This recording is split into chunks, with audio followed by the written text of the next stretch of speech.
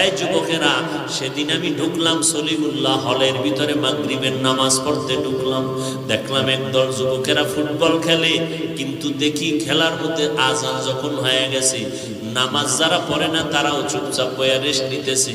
মুসলমান যুবক কলেজের ছেলেরা সবাই নামাজে গেল। প্রত্যেকটা হলের মধ্যে সুন্দর করে এক একটা মসজিদ দেওয়া আছে, ওযুখানা দেওয়া আছে। আমি যখন ঢুকলাম, অনেক ছাত্ররা আমাকে দেখা দৌড়াই আসছে। আমি তাড়াতাড়ি ঢুইকা নামাজে দাঁড়াইলাম। নামাজের পরে পেছনে তাকায় দেখি যুবকদের অভাব নাই সলিমুল্লাহ হলের ভেতরে ঢাকায়। সবাই একটু হাতে মিলানোর জন্য, সাক্ষাতের জন্য হাত মিলায়। একটা যুবক হাতটা লাগায় কানের গোড়ায়, মুখটা লাগায়, কয় হুজুর আপনি দয়া করে আমারে মাফ করবেন, আমি বড় বেয়াদবি করেছি, আপনার বিরুদ্ধে বহু লেখালেখি করেছি ফেসবুকের ভেতরে, আমি জানতাম না, না বুঝিয়া উল্টা পাল্টা লিখেছি।